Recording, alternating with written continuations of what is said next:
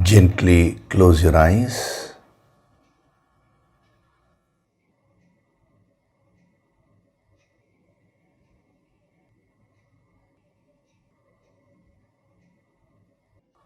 Do deep breathing.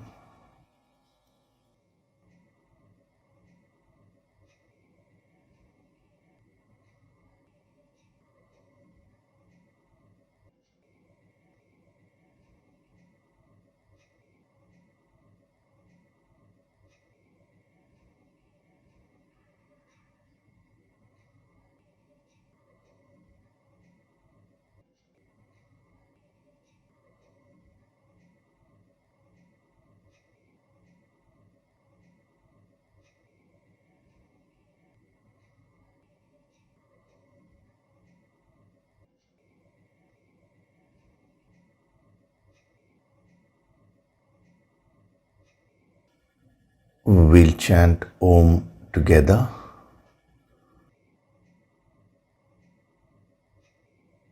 Synchronize the chanting of Om with your exhalation.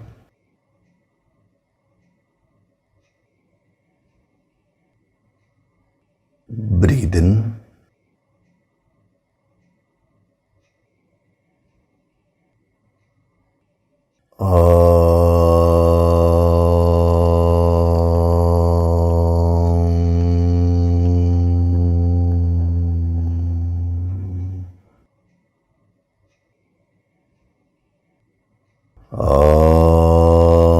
Sahana bhavatu, Sahanau bhunaktu, Sahaviryam karavavahai, Tejasvinavaditamastu ma vitvishavahai. Om Shanti, Shanti, Shanti.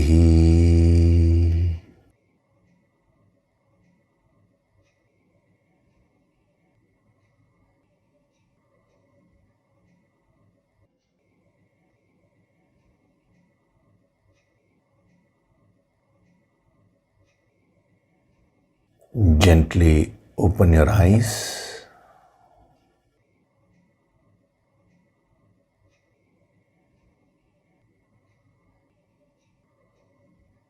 We'll chant from verses 6 to 10 of chapter 3.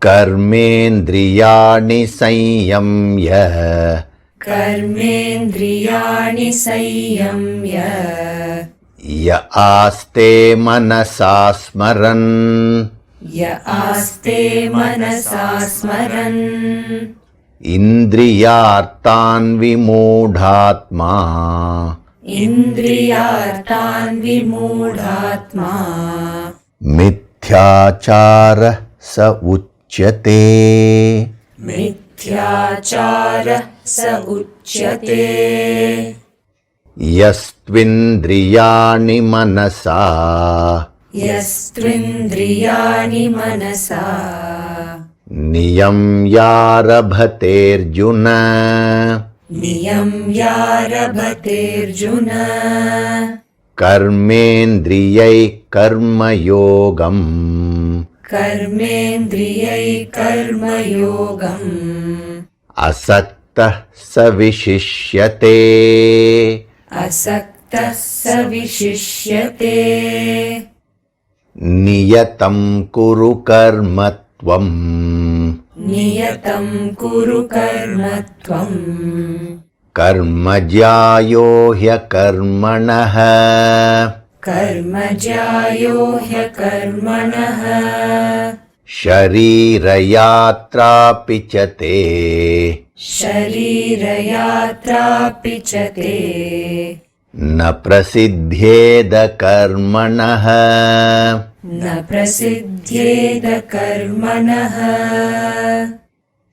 yajñarthat karmanonyatra, यज्ञार्थात् कर्मणोऽन्यत्र lokoyam karma bandhanaha, लोकोऽयं कर्मबन्धनः तदर्थं कर्म कौन्तेय तदर्थं कर्म कौन्तेय मुक्तसङ्गः समाचर मुक्तसङ्गः समाचर सह यज्ञाः प्रजाः सृष्ट्वा सह यज्ञा प्रजा सृष्ट्वा पुरोवाच प्रजापतिः पुरोवाच प्रजापतिः अनेन प्रसविष्यद्वम् अनेन प्रसविष्यद्वम् येषवोऽस्त्विष्टकामधुक् येषवोऽस्त्विष्टकामधुक्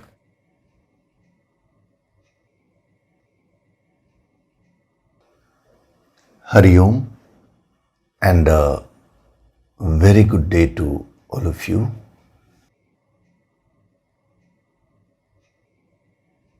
So in the last session, we were seeing the sadhana of Vishishya. Vishishya means excelling.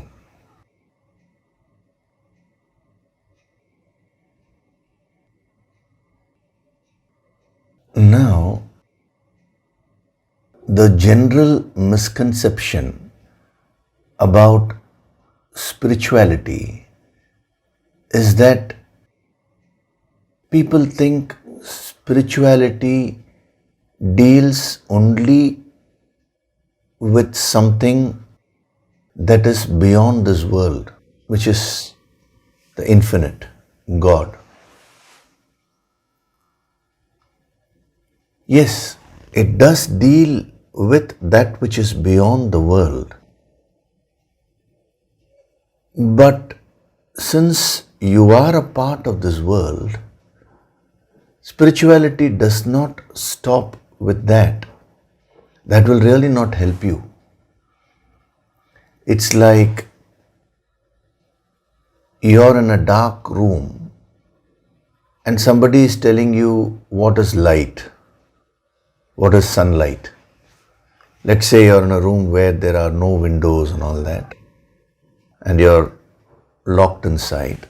It's pitch dark. Another person keeps on talking about the glory of sunlight. Sunlight is warm, sunlight, it is that. There's so many things he's telling you. Now, what is the use of that? You're anyway stuck in the darkness. So, if a person wants you to move from darkness to light, if he wants you to experience sunlight, then he has to tell you how to deal with this darkness also. So, in that dark room, let us say there are lots of furnitures and you're going and hitting yourself against those furnitures. There are many pits. You're going and falling in that pit, in those pits. So you're hurting yourself. So that person should tell you how to deal with all this. And side by side, how you move from darkness to light. It is the same thing with respect to spirituality also. Today you are in the world. You are experiencing the finite. Now a master comes and talks about the infinite, but that is not your experience. Now if the master talks about the infinite and leaves it at that, now that is really not going to help you. So these great yogis are well aware of this. Now, in this world, you're facing so many issues. You want to succeed in so many things, but you're unable to. So, all those have become like blocks. They have created internal blocks, due to which you're completely stuck here. So what these great masters have done is that they've given you the secret of success and achievement. How to excel in this world. So as you apply these principles and you, as he says, vishishyate, such a person will excel. As you start excelling in the world, your blocks will be removed. The internal blocks will automatically have to be conquered. Then you are more ready to move towards the infinite. So spirituality is a science which deals with the infinite. But what you need to understand, even in that word infinite, finite is a part of the word only. If you take away in, it is finite. So this world is also a part of the infinite. So they also give you the formula of how to excel, how to succeed, how to achieve in your life. Once you master that, you can use the same principles to succeed in the spiritual path. So it is a total misconception to think that I will live my whole life, I will first enjoy my life, I will succeed in my life, then I will take up spirituality. Right from beginning, this wisdom should be gained. Now you may ask one question. If we say this ancient wisdom gives you the formula for success, now how is it that people who have never come across this ancient wisdom, how is it that they are successful? There are many people who are successful in life. They wouldn't have exactly acquired this wisdom. That is, I'm talking of the spiritual wisdom, the ancient wisdom. So then how is it that they are successful? See, in order to achieve success, in order to achieve anything in life, there are certain principles which you need to follow.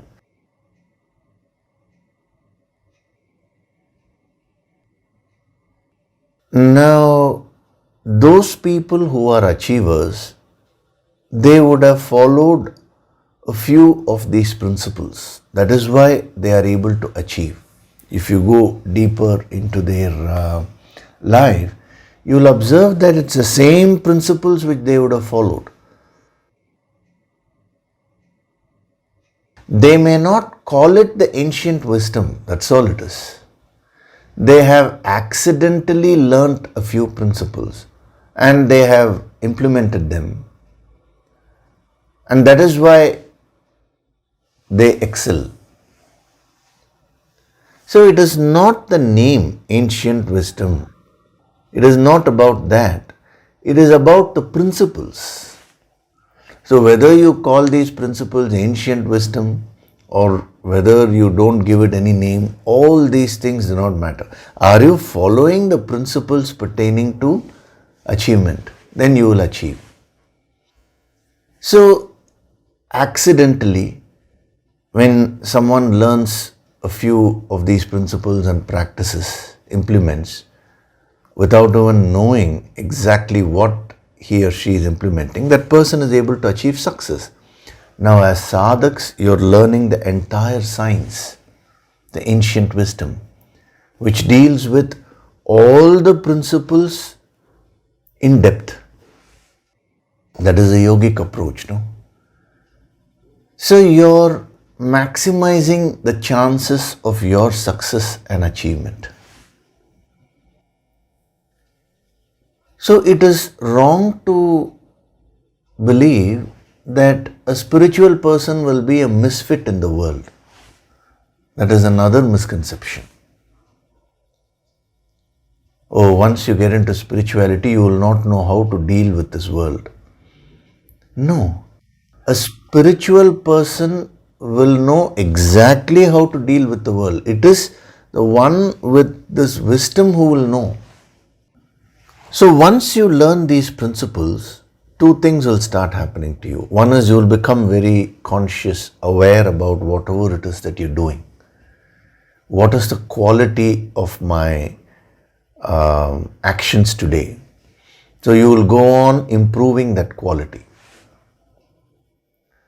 Number two, you will also start observing others objectively.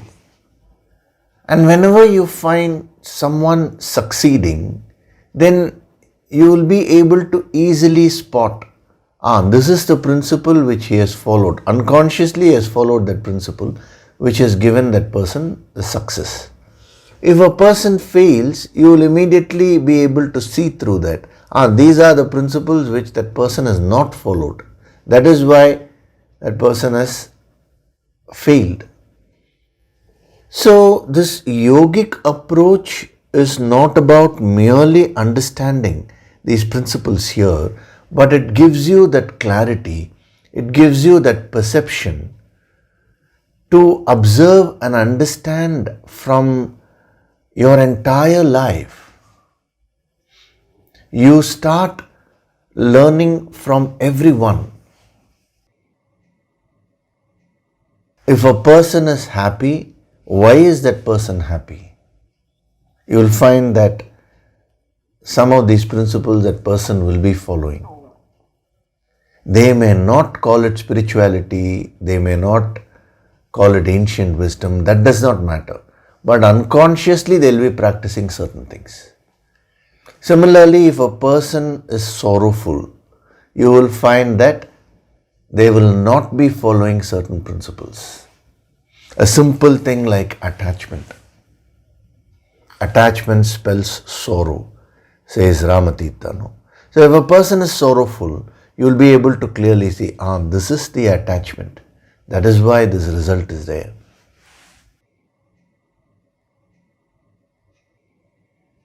So one thing is for you to do the sadhana on a daily basis, but your bhavana, the intensity with which you do the sadhana, and then how much are you absorbing these principles and practicing them in your life, all these will determine how successful you are finally in your life.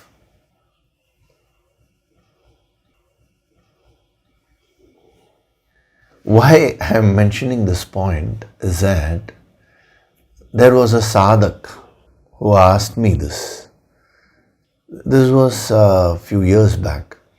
What he was saying is, he used to come for these Sunday sessions and very regularly, and he was trying to learn. Now his brother used to say, I am not interested in spirituality. See, he was trying to convince his brother to come. Yeah, I am really not interested. Now what this sadhak told me was something very interesting. Both he and his brother were doing some, they were in the field of business, independent businesses. Now his brother was more successful in his business than this person. And that is exactly the reason which the brother used to tell you, you're going for all these sessions. Ultimately, my productivity is better than yours. So I'm already productive. The day I find the need for something else, then I may search. I will come for these sessions. He was not against these sessions, but what he was saying is, what is a necessity? I don't see any necessity. And live before me you're going. So first you show some results. This is what he was saying. So what this sadhak was asking me, sir, for last 6 months I have been coming for these sessions. I have been doing the sadhana. Let it be 6 months. He is saying he came for 6 months. It may be even 6 years also. The time does not matter. The point here is, for a while I have been doing the sadhana. That person is not at all doing any sadhana, but he is more successful. How? How is that? The answer to that is this. I asked this particular sadhak to make an objective analysis. I said, go and observe what your brother is doing. Find out why is he successful. Why don't you just do that exercise? Because now you are equipped with this wisdom, you can easily find out.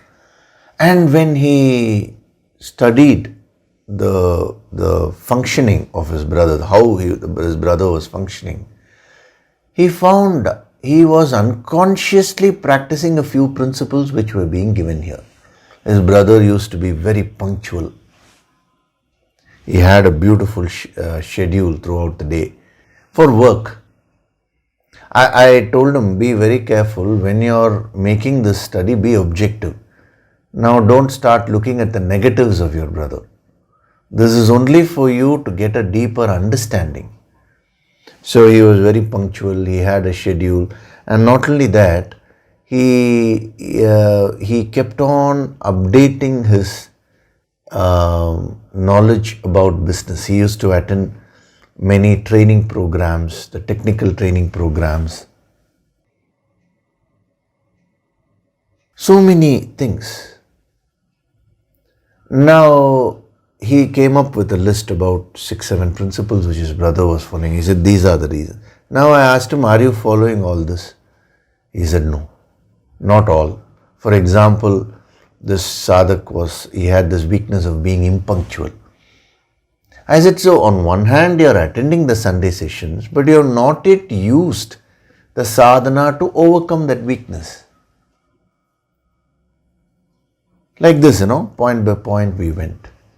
So why is that person successful? Again, it is because of these principles only. So the law cannot be changed. These are all the laws of life. It is called ancient wisdom because it was discovered by these masters during the ancient times. That's all. But it's very much relevant today. It will be relevant tomorrow also. So what this sadhak asked me was, sir, my brother is asking me this. He says, you're attending these. What are your benefits? Number one. And number two, I'm already successful. So what is the necessity for me to come here?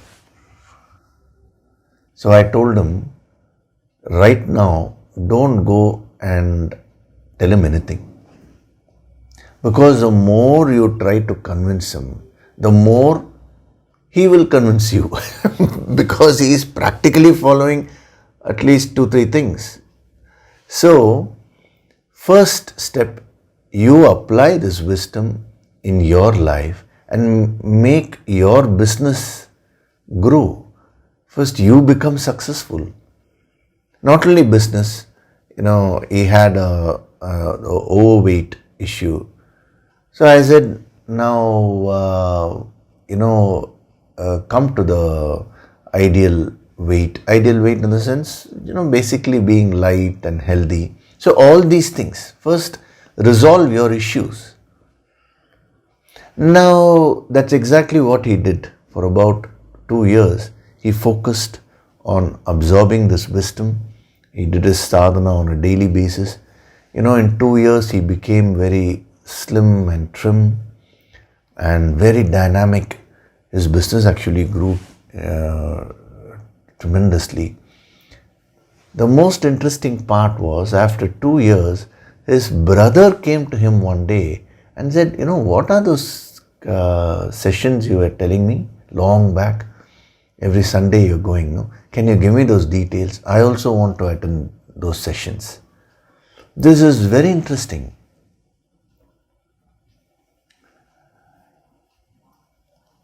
So, the formula for excellence is what is being given by these masters. On one hand, how do you excel in this world? On the other hand, how do you excel in the spiritual world? That is, you go beyond this world and reach the infinite. Unless both these are covered, that balance will not be there. That is why when he's talking of karma yoga, when he's talking of the principle of niyamya, he says, saha vishishyate, that person excels. So you can actually read the ancient wisdom in your life. If you're dealing with people, you can see if they are successful, they have followed. If they are happy, they have followed a few things. If you're reading history, you can again see those people who applied the ancient wisdom, what happened to them, the principles. When I say ancient wisdom, if those people who didn't apply these principles, what happened to them. Geography, there is a place as a whole where people together have applied these principles, how that place flourished. And when they stopped applying these principles, how the entire place had a fall. You can start actually reading this ancient wisdom in every aspect of your life. So one thing is you learn these principles directly every Sunday. You also can learn these principles indirectly when you interact with others, when you live your life. So your wisdom will go on getting strengthened. That is how you can grow. See, when I said Vishishya means striving for excellence. That is excellence in everything, including absorption of this wisdom. So the words have been carefully chosen. Striving for excellence, striving for perfection. Because nothing in the world is 100% perfect. Then what is a sadhana? Striving for perfection is a sadhana. The only thing which is perfect, if at all, is the infinite. But what is the definition of infinite? Infinite means it has no end, endless.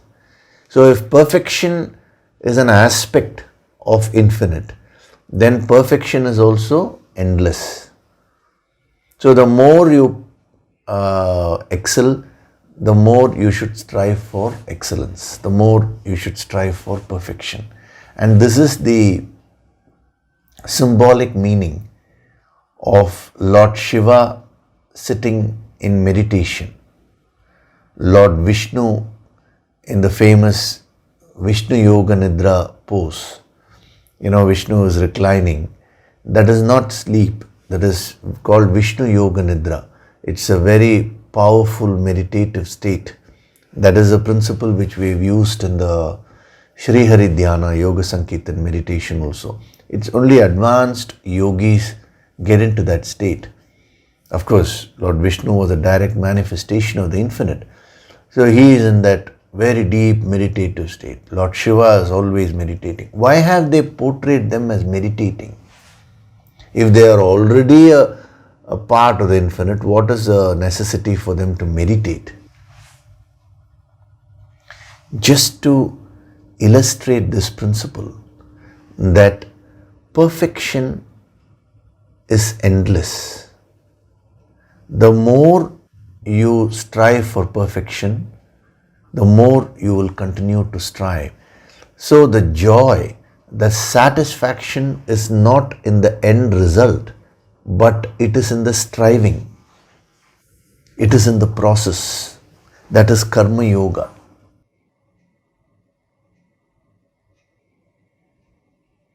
So when he says vishishyate, and through the yogic approach, when it is being told to you, practice a sadhana of vishishya, there are so many implications to that.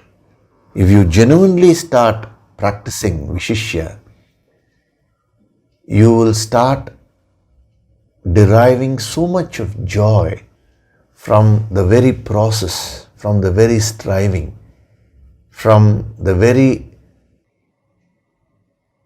act, the path. You will not be worried about the goal. And incidentally, that is what is Karma Yoga. So, if you follow Asaktaha, you will reach Karma Yoga only. If you follow Vishishyate, then also you will reach Karma Yoga. Every principle which is being given are different dimensions of Karma Yoga in this chapter. So beautifully given.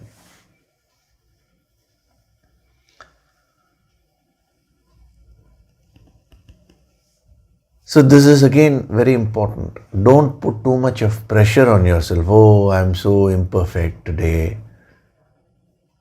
The joy is in striving. Till the last minute of your life.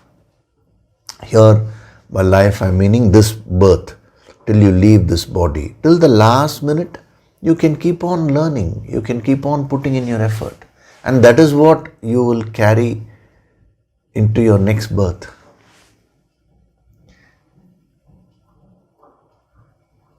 Now, one sadhak has asked this question. In one of the sessions, I had mentioned that when you die and when you are reborn, you don't carry anything with you except your knowledge, except your wisdom, except whatever the qualities which you have acquired. You don't carry wealth, you don't carry your relationships, you don't carry all these things. Now, what this sadhak has asked is a very intelligent question. On one hand, you're saying when you die and when you're reborn, you don't carry wealth. He has asked this with respect to wealth. But in the Finding Rhythm in Life course, when he was reading those the introductory portion for the in the registration form and all that. In that it is mentioned there are 12 aspects of life, like wealth, health, all these aspects. So he said, his question is, why should I put effort to earn wealth? If anyway I cannot carry it when I die. Instead, let me put an effort only to gain this wisdom. Isn't that more logical? Now, the answer to that is, these great masters are asking you to live a life of totality in all the 12 aspects, including wealth. They say, acquire as much wealth as you require. Your requirement is yours. If you want one house, acquire a house. If you want two houses, acquire two houses. That is up to you. It all depends on the functionality. Now, what these masters are saying, that you cannot carry the wealth, no doubt. But in order to acquire that wealth, you would have practiced these principles consciously. See, when they are saying acquire wealth, acquire health, enhance your relationships, become successful in life, they are not talking about it from in a worldly sense. They are saying do all that in a sadhana way and be successful in the world. So you would have applied the sadhana, you would have applied these principles and acquired wealth. So you may not carry the wealth with you, but whatever principles you have applied and certain qualities you would have gained, that you will carry forward. Is it clear? This is very important. Otherwise, see, it's a block, People have so many blocks. If these practices are not helpful in the spiritual progress, these masters will never give. Per se, wealth, health, relationships, they mean nothing when compared to the infinite. But in order to achieve them, you have to refine your personality. You will be practicing certain things that will cause a tremendous expansion of your consciousness. Your personality will develop. That will help you to grow spiritually, which you will carry. Supposing a person dies, that person will carry it to the next birth.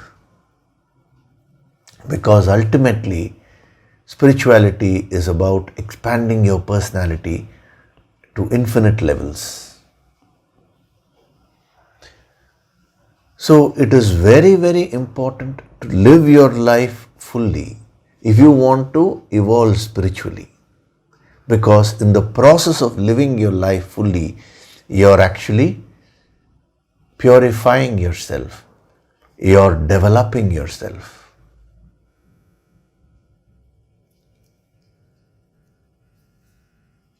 So, what did we see with respect to Vishishya? Vishishya means excelling. It means being distinguished, unique. Then Vishishya means enhancing the value. How do you enhance the value? It is by becoming better on a daily basis. Why I'm saying on a daily basis is, otherwise you'll say once a year I'll put an effort to become better. Because the tamas is always there, on a daily basis. If you advance further, then every moment you will strive for excellence, you will strive to become better. So these are all very powerful dimensions of this word Vishishya. I'll give you a couple of more and then we'll proceed further. Vishishya also means surpassing. So just now I told you, becoming better on a daily basis. That is what it means by surpassing. Surpassing whom? Yourself. So the tendency of the mind is to constantly compare it with some other person. So you're constantly comparing yourself to others. Instead, what these great yogis are saying is, you compare yourself in the past with what you are today. You in the past and you right now. Have I become better? So you should always try to surpass yourself. Surpass your own achievements. You practice this and see, life will become so wonderful. You will get that zest for life. Because today you're doing something and the next moment you're going to try and better it. You're going to try and surpass that. This is a very simple formula by which you can keep on improving, you can keep on excelling and succeeding in life. If you are dependent on somebody else's achievement for you to keep it as a reference and then surpass that, then it will not be a continuous process. That person may not have achieved something so great, but just a little above you. Now only that will be your goal. Whereas in this method, surpassing yourself moment by moment, if moment by moment is very high, at least on a daily basis, you will keep on excelling or improving in an infinite way. The growth will become infinite. So a yogi is never stagnant. A yogi is one who is ever growing, who is ever learning, who keeps on progressing. That is the very nature of the infinite. So Vishishya means surpass. Another dimension of Vishishya, Vishishya means to stand out among others. Here, it looks as if there is a comparison between others and you are now going to stand out among others. But actually, I explained this last week itself. You just focus on the quality, automatically, in terms of quality, you will stand out from others. That is what is the meaning of Vishishyate. The person does not want to stand out because he is not comparing himself with anyone else. But anyone who focuses on the quality of action will automatically stand out. So, the difference between a worldly person and a yogi is that a worldly person runs after name and fame. A yogi does not run after name and fame. Name and fame means recognition. But recognition comes to a yogi based on the quality. Whether it comes or not, a yogi is not bothered.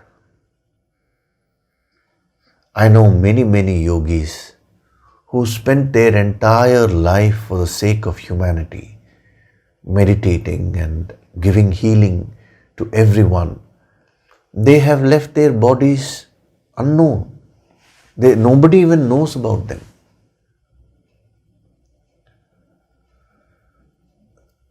There are some yogis who have produced such quality work, but they are not recognized at all. There are some people who just cover up for their lack of quality with extensive false marketing, and they are recognized. But a true yogi is one who is not bothered about all this recognition and all that. Just focusing on quality. And because of that sheer quality, that person's work will stand out amongst others. It may happen when that person is alive. It may happen 100 years later. This Bhagavad Gita was given 5,000 years before, and we are studying it today. And we find so much of energy from that. Why? Because of the quality. Was Krishna looking for our recognition? Did Krishna want the Bhagavad Gita to become world famous or anything? Even that idea is absurd. No? So great masters come into the world and just produce quality work. They are very satisfied with that. Sometimes it is recognized, sometimes it is not yet recognized. All these things do not matter to them. So if you want to become a yogi, just focus on the quality. Don't look for recognition. That is, your focus should not be on recognition. Again, don't look for recognition doesn't mean, somebody comes and praises you. Now you say, no, I don't want it. It's not that. You are not looking for that. Your functioning is not dependent on that. That's what it means. So, one who restrains the senses with the mind, O Arjuna, and undertakes the karma yoga of action with the organs of action, asakta, unattached, he excels. That person keeps on progressing. What a beautiful verse this is.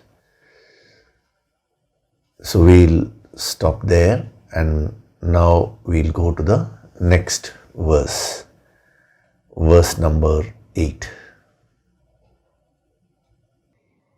Niyatam kuru karmatvam नियतं कुरु कर्म त्वम् कर्मज्यायो ह्यकर्मणः कर्मज्यायो ह्यकर्मणः शरीरयात्रापि च ते शरीरयात्रापि च ते न प्रसिद्ध्येद कर्मणः न प्रसिद्ध्येद कर्मणः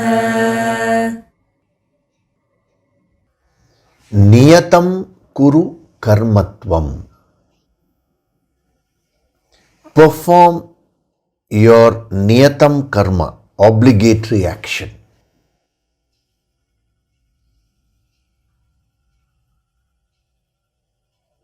Indeed, karma jayo akarmanah. Action is superior to inaction. He means indeed. So do whatever your duties are, obligatory actions. I'm only translating. Perform your obligatory action.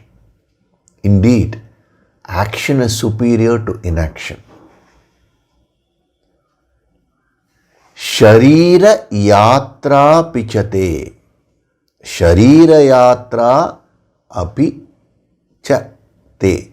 Even the maintenance of your body na prasiddhyet means it is not possible. Even the maintenance of your body is not possible without action. Akarmanah.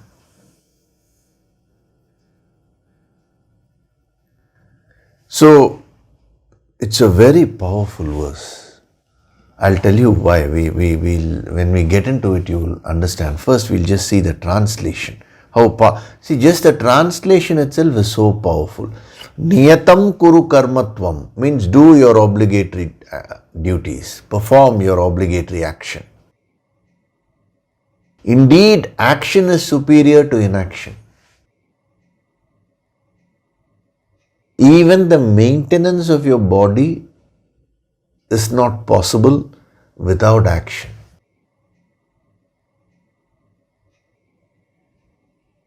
The great philosophy or the principle of karma yoga is being given in such simple terms, in simple language, in a simple style. This is the hallmark of all these great masters. The subtlest principles are given in the simplest way. It is given in such a simple way that there is a good chance that you may not value it. Actually, that is why people don't value it. You have a lot of value when things are made when things are made complicated, when things are put in a complicated way. When things are put in a very simple way, you don't have a value. That is another weakness of the mind. Long back, when I was conducting a session to an organization, it was a management seminar on how to deal with competition, how to bring out the creative abilities. Now, what happened was that in the first session, I was covering some very beautiful principles on not comparing oneself with others, striving for excellence. See, these are all the management principles. But what I found was that people were able to appreciate that, but the spark was missing. How to handle competition, all that. And then there was a break a small tea break was given. After that, the second session was there. So during the break, the head of the organization just came to me and he was saying, "Sir, it was an amazing session." I said, "It is only one person, that is you, who has felt that. But others are finding it interesting, but they are not inspired." He said, "Is it?" He became a little concerned. Why? I said, "Don't worry. In the next session, I'll take care of this." So in the next session, what happened was, I just went and wrote on the board. In those days, the white board was there and the markers. Even now, we use that. But now the technology is also advanced. No? So I just went and wrote 3 terms. You can have 3 things. Number 1, destructive competition. Number 2, constructive competition. Number 3, cooperation. So find out, are you belonging to category 1 or 2 or 3? Immediately, everybody became so excited. Now, the head of the organization was not able to understand, because he could see that people were reacting much better than what it was in the first session. And everybody was so excited and they asked so many questions, and the whole seminar was,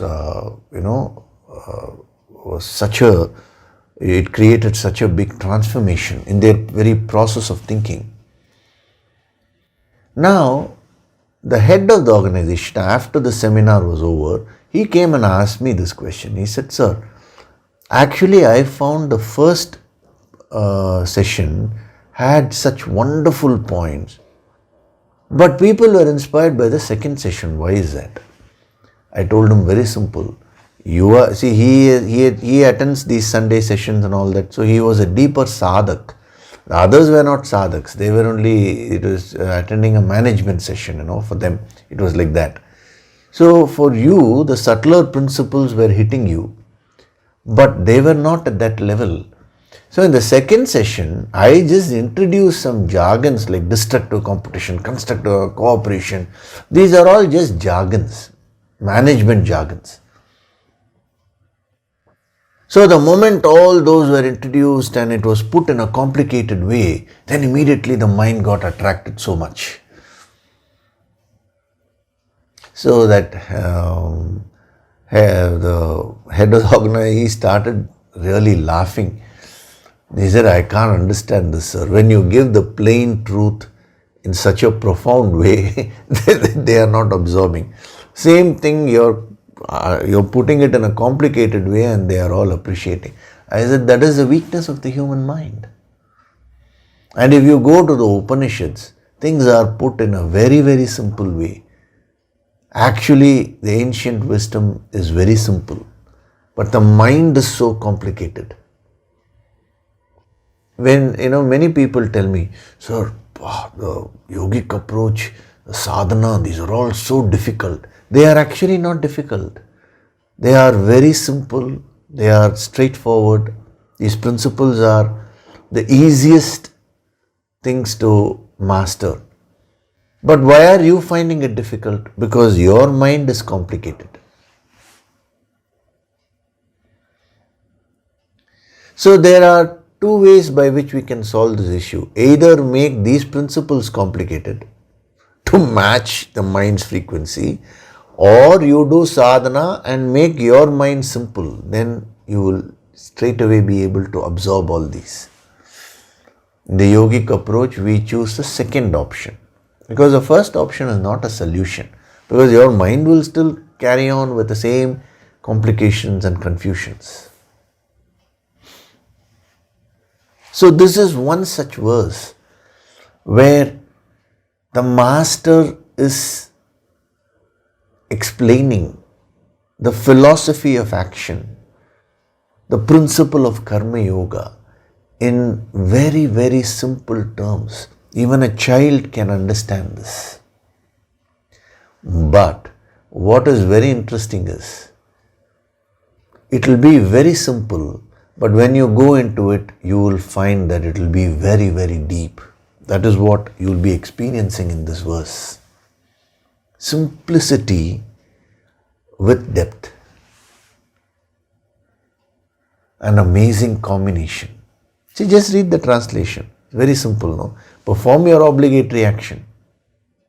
Action is superior to inaction, indeed. Even if you say, I want to maintain my body, that is not possible without action. Means if you are just inactive, even the health of your body will deteriorate. Can anything be more simple than that? But no, the mind wants something strange, mystical. What should I do to become spiritual? If somebody comes and says, now you close your eyes and focus on the light and imagine the lotus is blooming, this and that, you'll say, oh, amazing stuff he has given. But here we are seeing a very, very simple principle being given. This you will miss because it's too simple. So, as a sadhak, from this moment onwards, if you really want to become spiritual, start simplifying whatever you're doing.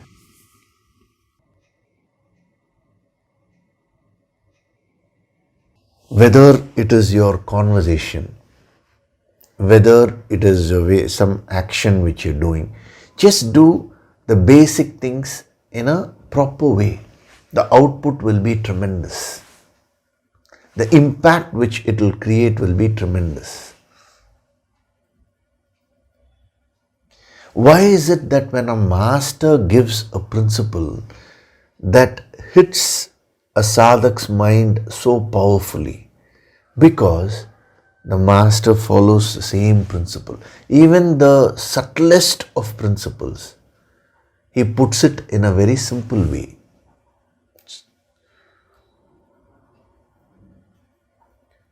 So in the previous verse, I did tell you, simplicity is a hallmark of spirituality. Now you can practice that. See, this is a clear demonstration, this verse. So you can also start practicing this in your life. Cut out the unnecessary frills and be simple and straightforward to the core. Just practice this and see. It will give you tremendous success in life.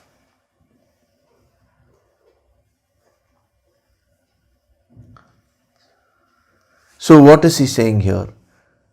Niyatam kuru karmatvam. Perform your obligatory action. See, this verse is different from the other verses, the other previous verses. In terms of number one, its simplicity. Even the other verses are also very simple, but here it is simplified to a very great extent. Number two, there is one major difference in the style. If you have been carefully following, you will understand this. In the other verses, he was talking in an indirect way.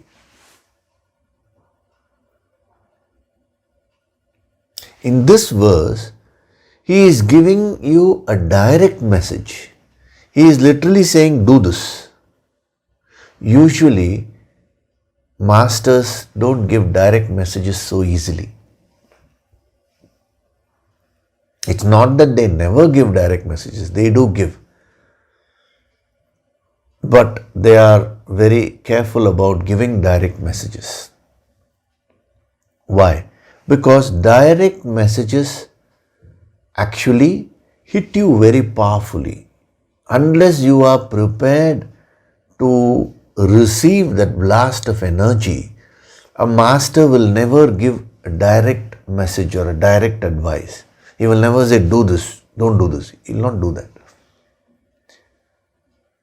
See, a simple study if you take this chapter, we'll just go back and just read the translations of the various verses. First, Arjuna asked a question. What did Arjuna ask? In verse number 2, I'm not getting into verse number 1, with intermixed statements as it were, you are seemingly confusing my understanding. Tell me decisively one thing by which I may obtain the best. He asked for a direct advice. But what was Krishna's answer to that? Sri Bhagavan Uvacha, the Supreme Lord said, in this world there is a twofold path as stated by me earlier, O sinless one. Yoga of knowledge for Sankhyas and yoga of action for yogis. He is not giving a direct answer. That was verse number 3. Then you see verse number 4. By non-commencement of action, one does not obtain the state of actionlessness, nor by renunciation does one obtain perfection. Again, indirect messages. Then verse number 5. Not even for a moment can anyone in reality remain inactive. All are indeed made to act helplessly by the qualities born of nature. Again, indirect messages. Now, verse number 6. One who sits restraining the organs of action but mentally thinks of the objects of senses, that deluded person is called a hypocrite. And then we saw verse number 7. But one who restrains the senses with the mind, O Arjuna, and undertakes the yoga of action, Karma Yoga, with the organs of action unattached, he excels. That was verse number 7. Now, what is he saying in verse number 8? Perform your obligatory action. Niyatam kuru karmatvam. Can you see the difference in the style? If one person restrains the mind by the senses by the mind, and if that person is unattached, that person will excel. That was his style in the last few verses. But suddenly he shifts his style to the direct advice. From an indirect approach, now a direct approach. He says, Arjuna, what is it that you have to do? Do your obligatory action. This is a direct answer to the question which Arjuna asked.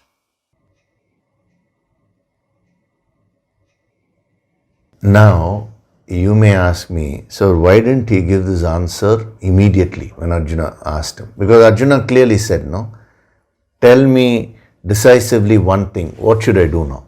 That's what he asked. But Krishna didn't give him a direct answer straight away. Why? Because a person cannot take the energy of a direct message from a master so easily.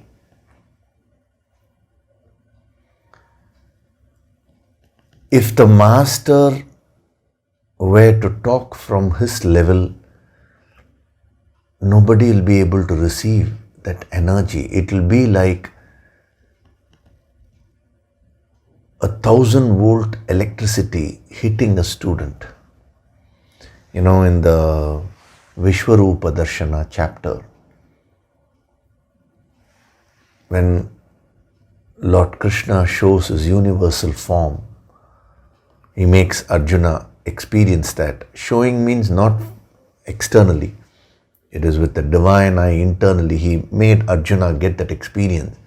And when Arjuna saw that, he said, it is like 1,000 suns, so resplendent is your grandeur, is your radiance, brilliance. He said, I'm not able to take it. It's causing fear. Please, come back to your original form. Means reduce the intensity of the experience. I am unable to take it, he said. So a master is very careful while communicating, because he knows, see, any master due to the power of the tapas which he has done, will acquire what is called as Vak Siddhi. The words will carry tremendous power.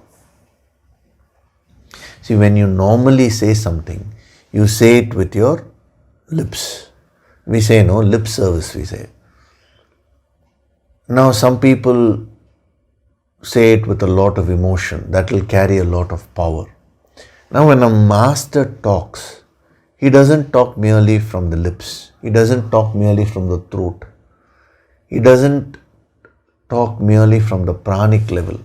The prana will be flowing tremendously, but that is not the starting point. Behind the pranas will be very powerful emotions. Anything which the master says, he will say it with so much of bhavana. Not only the emotions, the thoughts will be very focused. But even that is not the end. For a master, what is backing his words is that infinite energy. He is always connected to the infinite energy. So everything which he utters will be backed by that infinite energy, Shakti. It will be so powerful. So the master is well aware of that. The other person has to be in the position to handle that energy. Otherwise, he will never give direct advice. That's why if you go to a master and ask him, "Sir, what should I do now? Should I do this or should I do that?" He will give an indirect roundabout answer. Because if he directly says, that will cut through so many blocks which you are having and you may not be able to take it. So he will put it in a gentle way. He will say, listen, if you do this, this will happen. If you do this, this will happen. He'll slowly build. It's a process, He'll build the inner strength of the student. And when the student is ready, he will give a direct message. That is exactly the approach which Krishna is following with Arjuna. He will give a direct message and again go back to the indirect approach. Every now and then, he will give these direct messages, powerful messages that will cut through the layer of ignorance in a very sharp way. And before the student can even grasp it, he will again mellow it down and go to an indirect approach. It's a gradual preparation.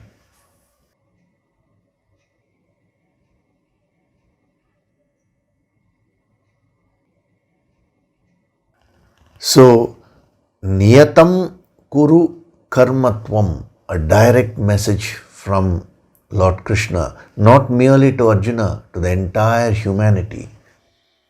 What is that one principle which you need to follow? Okay, I am not able to understand anything. What should I do now? Do your Niyatam Karma, perform your obligatory action. What is this Niyatam Karma? What is the implication of that? All that we will see. As we go into the depth of this verse, you will find that these simple statements have so much of depth, unimaginable depth. So you take it up as today's homework. Find out what is your obligatory action. Action means here you take it in plural. What are my obligations in life? Am I performing them? How do you define obligations? One small tip I'll give you. See your roles in life. As a husband, am I doing my roles? Am I doing my obligations properly? As a wife, am I doing my obligatory duties properly? As a daughter, am I doing my obligations towards my parents? As a parent, am I doing my obligations towards my children? As a citizen of the country, am I doing my obligations towards the country? by basically following the laws and all that. As an employee, am I performing my obligatory actions with respect to my company? Just find out. Take this as a homework. Even if you don't understand it fully, it's okay. Just put that effort. Next week, we'll get into it further. Because at one line, Niyatam Kuru Karmatvam, it's a direct message from the Purna Avatar, Lord Krishna. Bhagavan Sri Krishna is telling us directly, you do your obligatory. The power is infinite. Fortunately, you're in a spiritual tamas. Krishna is saying perform action, and you pass it and go away. But if you just wake up spiritually and if you read this, that will hit you tremendously. Niyatam Kuru Karmatvam. The rest of the verse, it gives you various reasons why you need to perform obligatory action. But the key principle is in that first line, Niyatam Kuru Karmatvam. That's a direct sadhana. So every moment, what is my obligatory action? I'll perform it.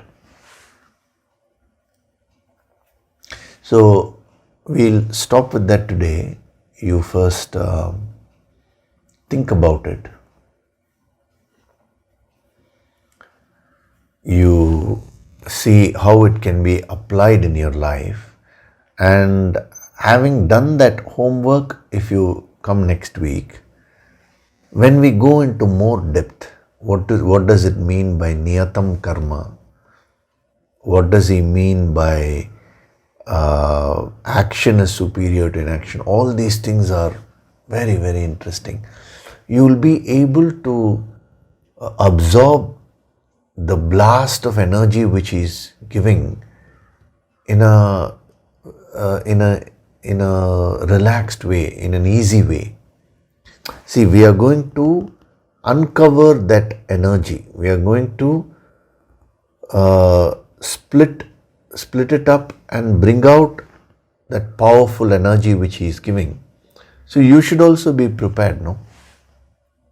So if you do this homework, it will be a good preparation.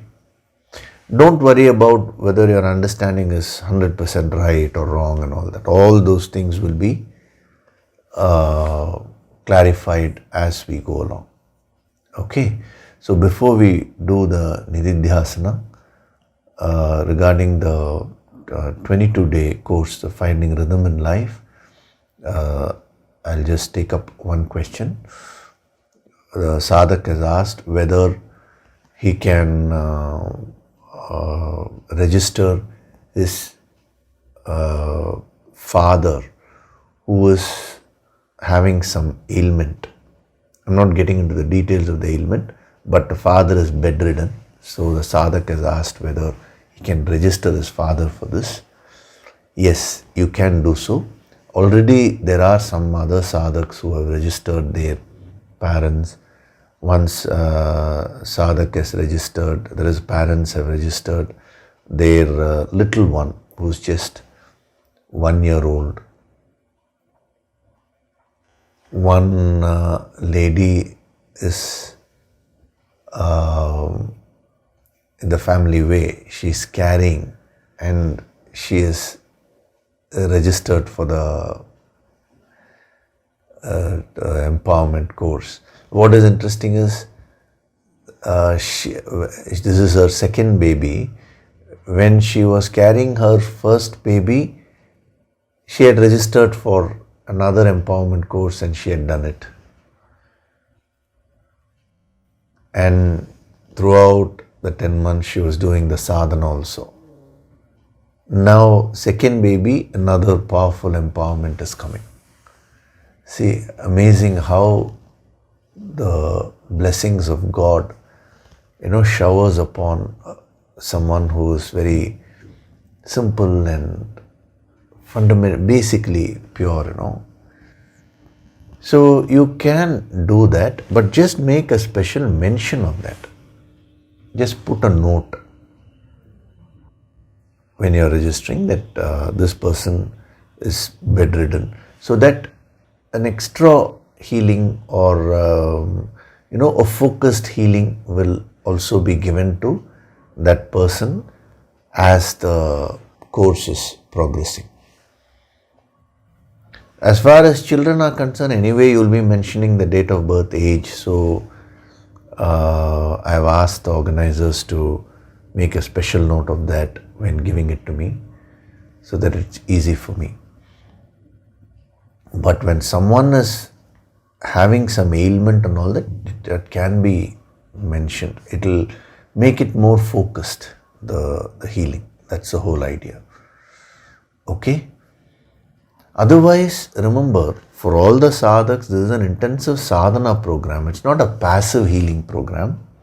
This is only applicable for those people who are bedridden, whose capacity to do sadhana is very less because of their present health condition.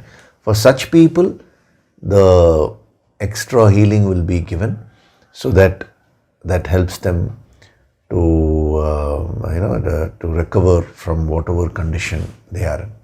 Okay, please don't use this as a excuse. You also just simply register and you don't go through the course properly. Anyway, Yogishri is giving that special healing. No, that will not be done. See, the bhavana, the intention matters. Okay, so now we'll do the Nididhyasana meditation. Gently close your eyes.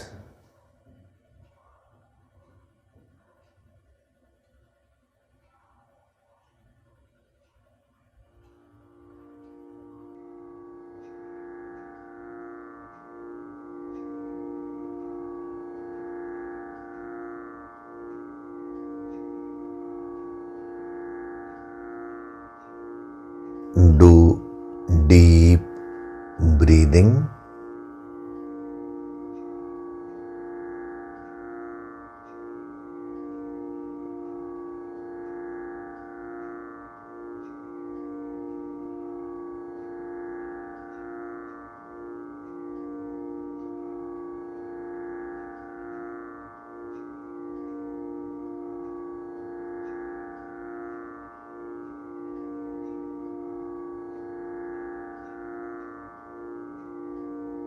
With every breath, I am becoming more and more relaxed.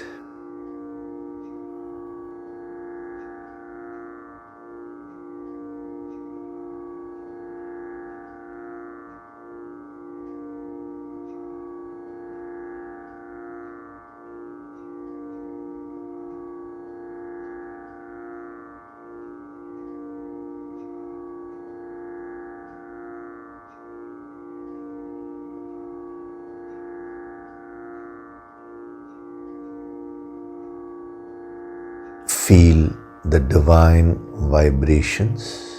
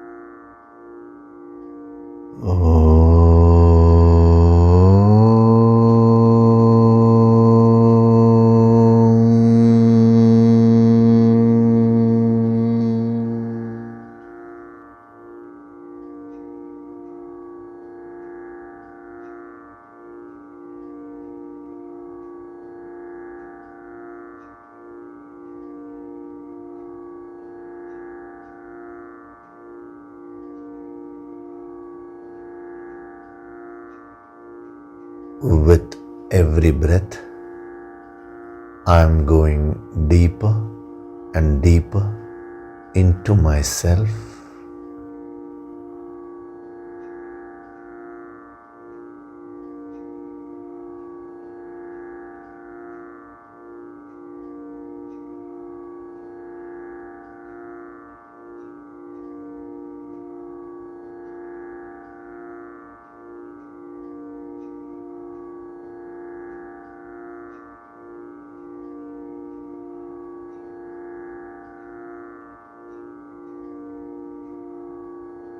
Beyond my physical body, beyond my emotions, beyond my thoughts, lies my true essential self.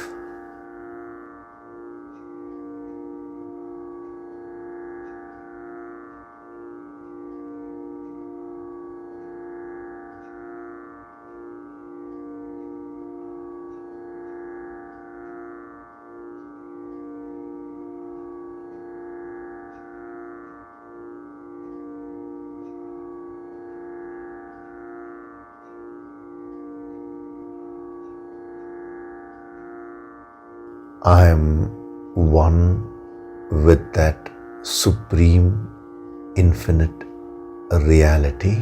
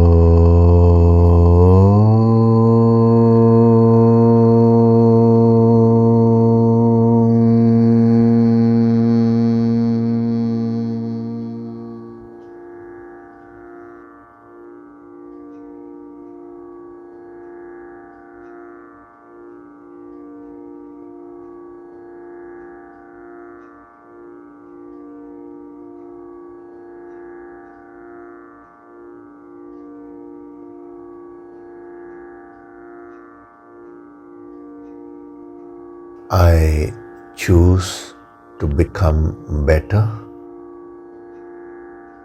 every moment of my life.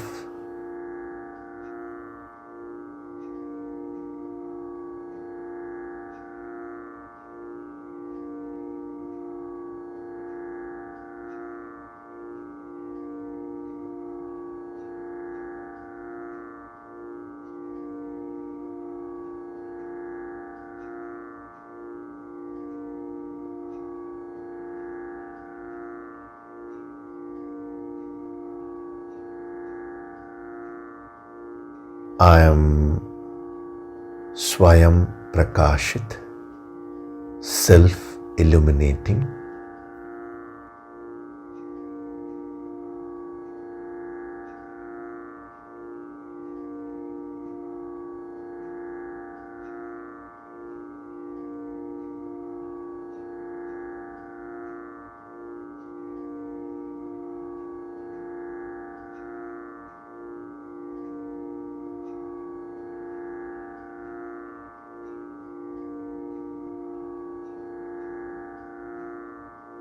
Offer your gratitude to God Supreme.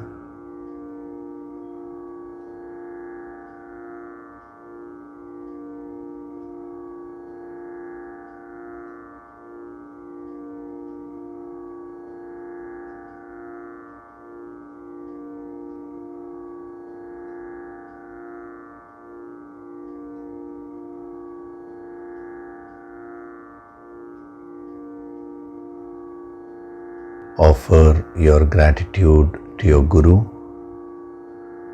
and all the holy masters.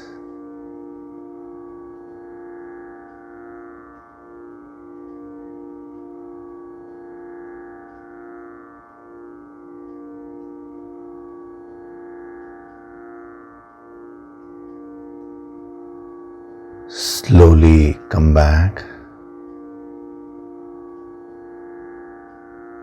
wriggle your fingers, your toes, rub your palms together to create a warmth.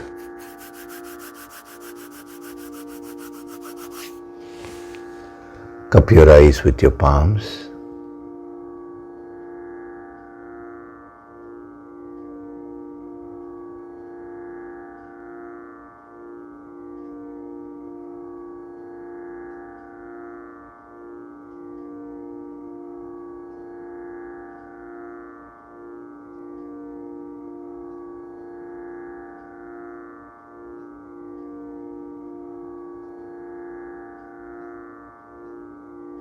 Gently rub your eyes, cheeks, forehead, top of the head, back of the head and neck.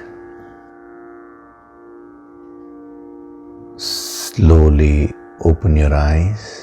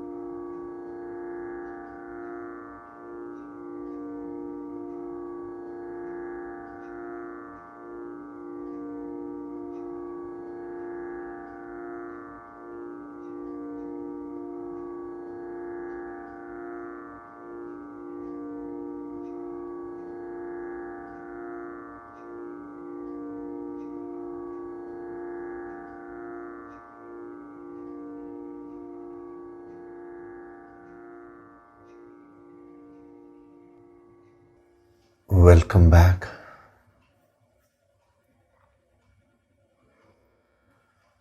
It was a very powerful session we had.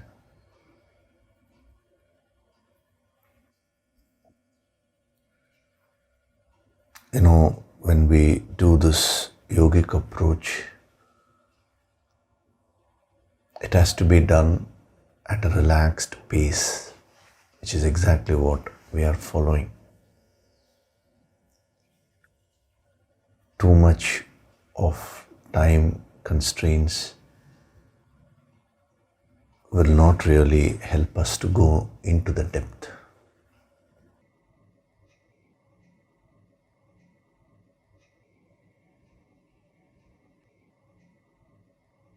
And as far as the 22-day empowerment is concerned, one more thing,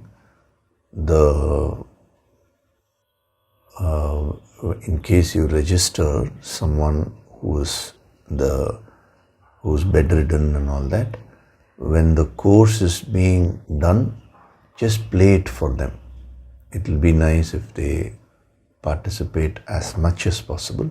Even otherwise, you can play. If they are not able to open their eyes and see, at least the vibrations will be on. See, it is because of some karmas only people get into issues. So those vibrations will help to remove those karmas. And we hope that the karmas will be resolved as early as possible. Okay? So more queries have come. Many of the queries are just technical questions pertaining to the content of the course. I am not going to answer them, because anyway during the course all these things will be answered. I am only answering those questions which will be relevant to you right now. Okay. So keep doing your sadhana on a daily basis. Every day I'm sitting and giving you that special healing. We can call it the preparatory healing, that which is preparing you for the 22-day course. So in order to receive that effectively, if you do your daily sadhana properly, it will be a very good boost. Okay. So thank you very much. I'll see you in the next session. Hari Om.